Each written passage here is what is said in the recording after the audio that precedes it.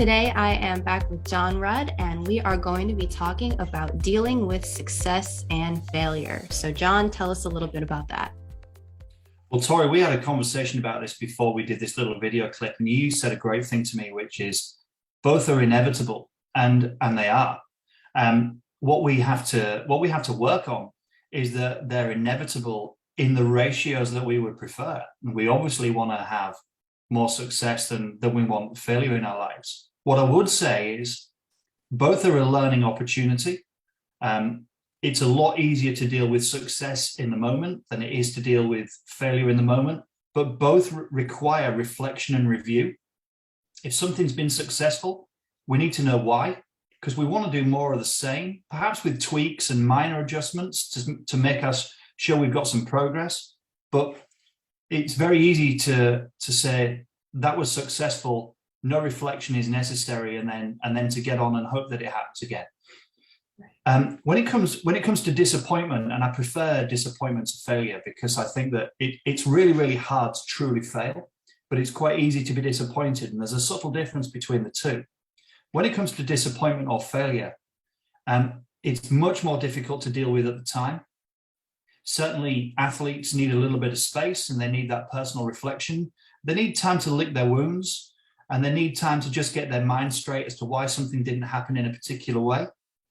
But it's absolutely an opportunity for progress and an opportunity for development for the weeks or the months ahead. Because if something is disappointing and something is perceived as failure, then clearly there's parts of the jigsaw that weren't put together right. And we can then work out what it is that we need to change. And as long as the athlete's committed to change and the coach understands what's necessary, well, then we can make some progress still. So both are an opportunity for development and growth. And I think that the only really, really tough times is where disappointment or failure are back to back.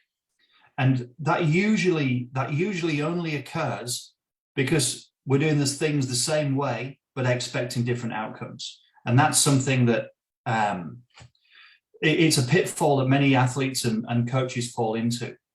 That we'll just train harder, or we'll just do more. And harder and more aren't necessarily the answers. Sometimes the answers need to be a little bit more smart, need to be a little bit more cognitive, and need to be a little bit more thought through and planned, bringing in other people to the table to talk about what it is that's maybe missing. I would absolutely say that mistakes, what we see as failures, are possibly more of an opportunity for learning and growth and development than any kind of success would be. If you learn how to do something and you do it 100 times in a row perfectly well, you've trained yourself to think that a mistake and a failure is not possible, that it's never going to happen. And when it inevitably does, because we are human, we're not going to know how to respond to it. I think mistakes are a natural part of learning. Things not going the way we planned are a natural part of being a person. The things that happen that are outside of our control that then cause it are then things that we can maybe prevent in the future. If it's our own mistakes that we're making, we can learn to grow and change. And exactly like you're saying, all of these mistakes are that opportunity to improve ourselves and get a little bit better at what we do. Yeah, for sure, Tori. And I would also say that if the largest or a huge amount of your time is spent with one success after another, then you're not setting yourself challenging enough goals. Mm-hmm. Now, the only way sometimes that we really know we're being truly successful is on occasions to fail, because the goals that we've set are maybe outside of our sphere of influence at that moment in time. And likewise, if all we're ever seeing is disappointment and perceived failure, then perhaps we're shooting too high a little bit too quickly. I would say that certainly in the world of swimming, success and failure needs to be built around that which we can control. Right. What we can control is our personal performance. So setting targets around medals or positions is always a struggle for me, because that will totally depend on how other people are performing on that day in the pool around you.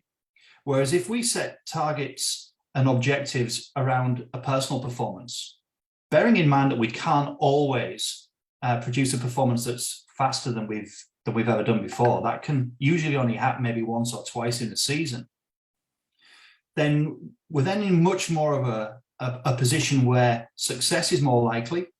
Any disappointment or failure that comes along can be used as a positive energy and as a positive systematic approach for progress in the future.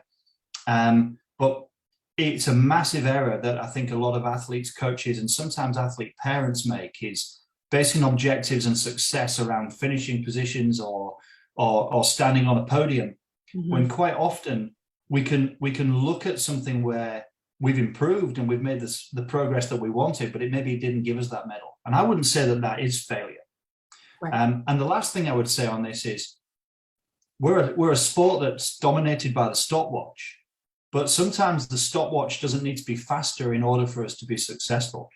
You know, if we can swim the same time as we've done before, but our process is better, maybe we've done less strokes, or our underwater speed has been better, or it's clear that our turns have improved, and we look like we've maintained the status quo, well, we've actually improved if our process has got better, but the outcome has stayed the same. And that's something that we need to look at too in order to measure whether we're being successful. Absolutely agree. Thank you so much for your time today.